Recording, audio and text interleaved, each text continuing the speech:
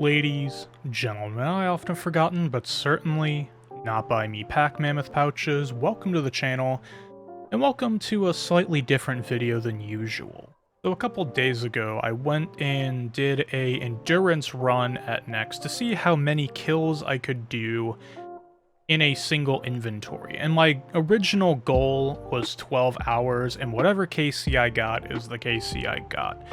Now this harps back to something that was done a long time ago, being that Nex Endurance Runs, it was a very niche category for any type of record or achievement. However, there are some decent documented runs of this, mostly from anywhere in the 2013 to 2016, 2017 time period. That's about when these dried up. However, it's something I've always found fascinating, being that the meta for Nex has always been one-kill solos for the longest of times, because when instances were fixed, originally instances were not saved when you left. You would have to start a new instance and keep paying basically per kill if you were doing a trip there. However, a while ago, quite a long time ago actually, instances were fixed to where they lasted an hour and you could teleport out of them and rejoin that instance, thus giving birth to the one-kill range method that is used till this day for soloing Nex. So then that begs the question of why would anyone do an endurance run in the first place if the meta for Nex is range solos getting fast kills per hour?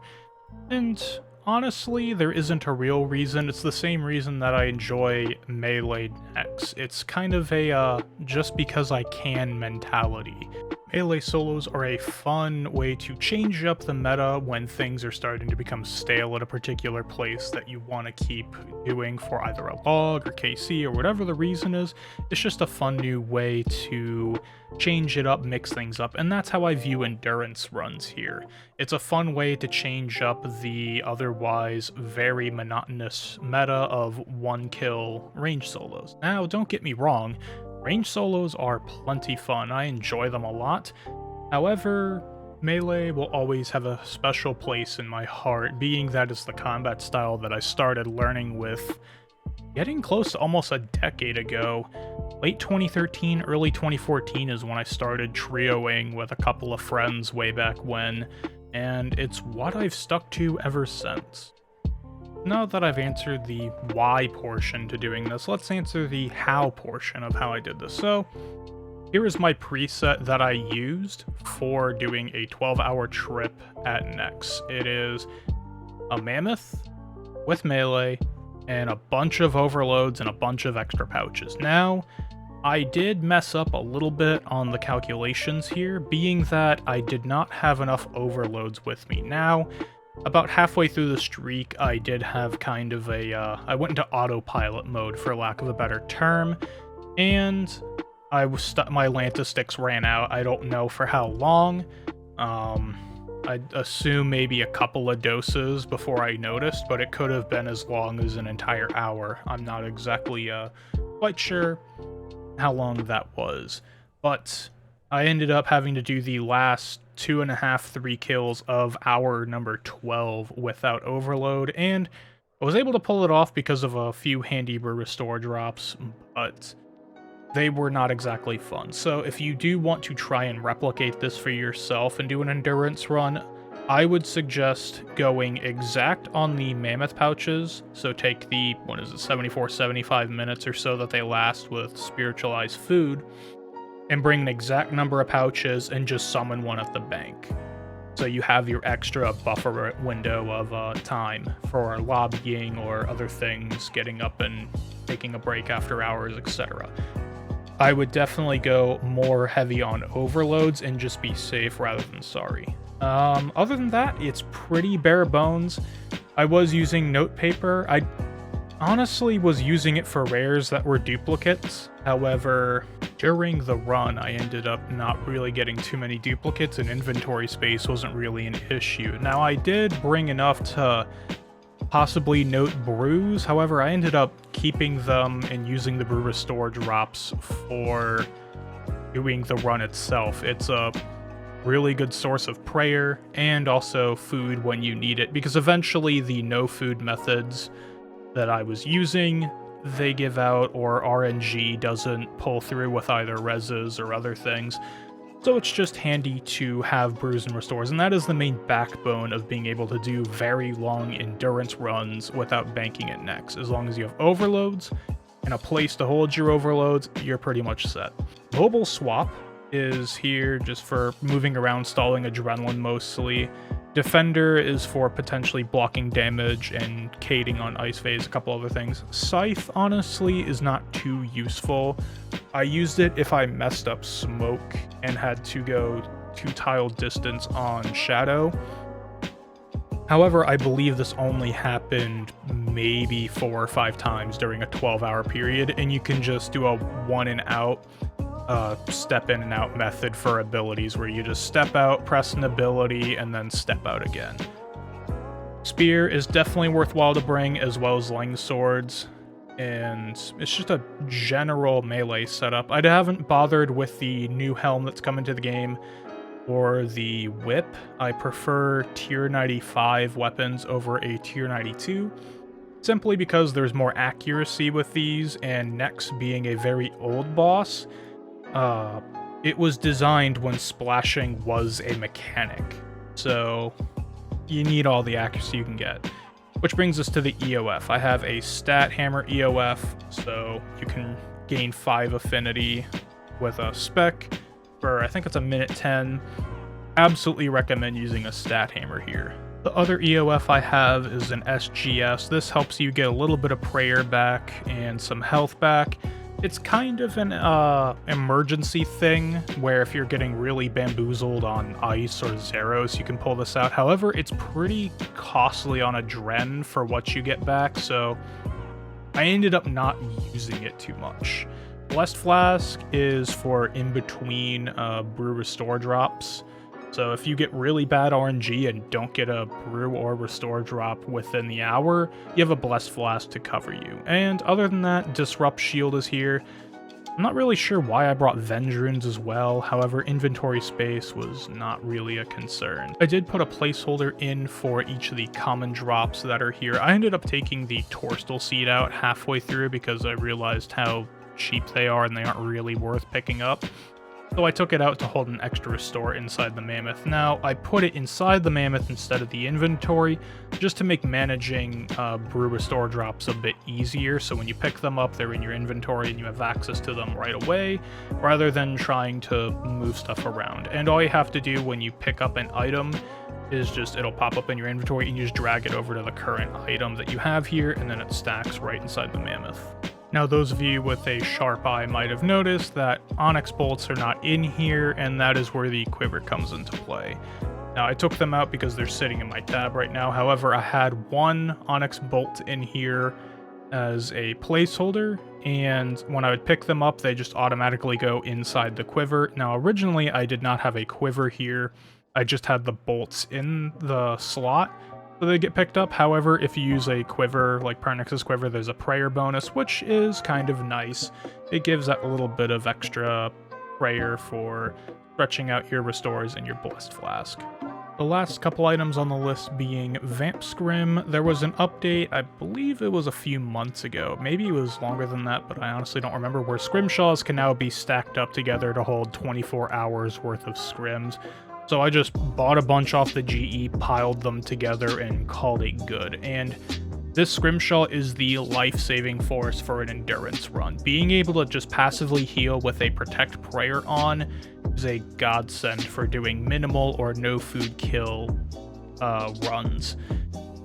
And everything else, it's just a 4-piece TMW set. As I stated before, I didn't use the helm, mostly because TMW helm adds in another 10% for damage delay or damage offset, and I find that a little bit nicer for surviving ice phase if I had messed up on the prison or a couple other things. It's nicer to just offset that damage over time and try and heal back more over time from doing damage to kind of negate it.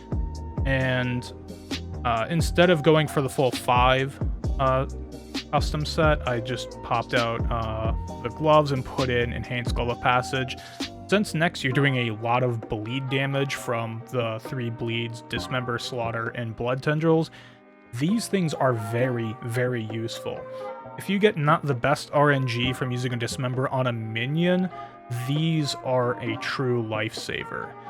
And I cannot recommend Passage Gloves enough for Nex specifically. Now for the actual method of killing Nex and doing no food or minimal food usage kills, I basically just followed my same rotations that I've always done. These can be found in my Nex Melee guide. It is from 2020, it is pre-EOF.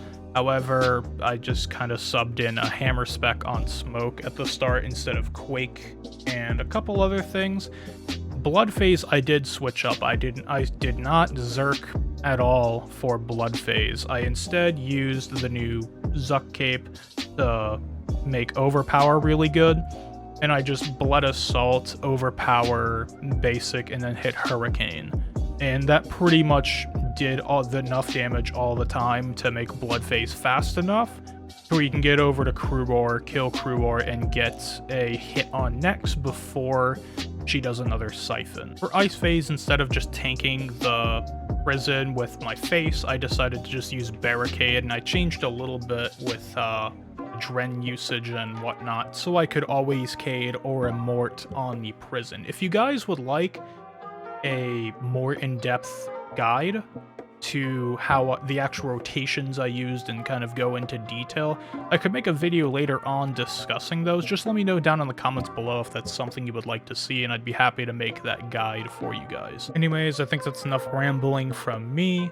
I'm gonna go ahead and now show the 12-hour highlight from the stream that I did on this. It'll be obviously sped up, and there'll be a little bit at the end that I'll talk about as kind of a recap on the actual run itself. However, let's go ahead and get into that entire montage of a 12-hour trip at Nex. Quick disclaimer here, I did go through and try and cut out some of the breaks and such that I took, and other times where the BRB screen was up for an extended amount of time. I went ahead and tried to cut those out as best as I could. However, if you do want to see the entire uncut 13-hour broadcast, or it was a 16-hour broadcast, but 13 hours basically to do this streak, I will have the Twitch video linked below. Also, there might be some bits where you see me running from War's Retreat back into the next portal. When I was lobbying to go and use the restroom or make food or something like that as part of these breaks, when I came back into the game, it wouldn't let me just go back into an instance right then and there. I had to then leave Nex Bank and then enter through PVM Hub again. So, quick disclaimer on that one as well.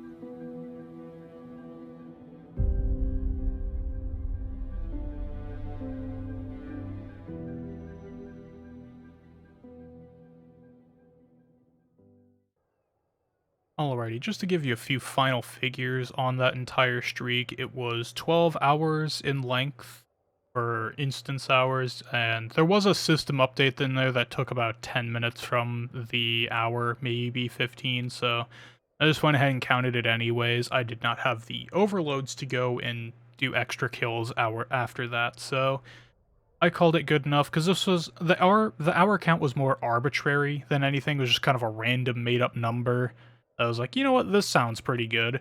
But 194 KC in the end without banking. And to kind of further elaborate on some of the things I had to do, obviously during 12 hours I have to get up and go to the bathroom, make some food or something like that. And if I lobby, it does stop my familiar timer and overload, and in my opinion, that's basically the same of just sitting down and staying throughout. It's just kind of pausing it, so I didn't really have an issue with that. However, the only kind of annoyance I had is if I lobbied, it puts you in Next Bank, but you can't go back through the portal again, which I find kind of obnoxious, but I understand why they did it. It's a very old feature, so it was there, so you couldn't just do a kill, lobby, go to the bank, and enter again. You had to enter through and get KC or show that you had KC. However, in the modern day, it would be nice to see that feature removed.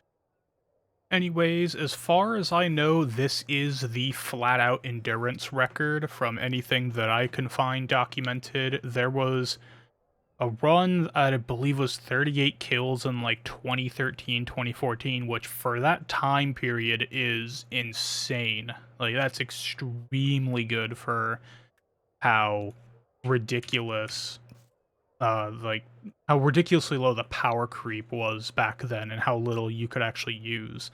It's a totally different era of gameplay. There was one, I don't remember the person's name.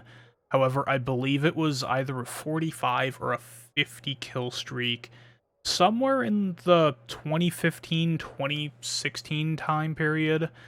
I remember they used a mage melee bridge setup and had it was either 2 or 3 piece dragon rider. And I don't remember the name, I can't find the video, however, I do remember that being a documented run. And then I remember RS11 posted one with Acto, and it was a mage, I believe it was a mage melee, or a mage range bridge setup. And he got into the hundreds.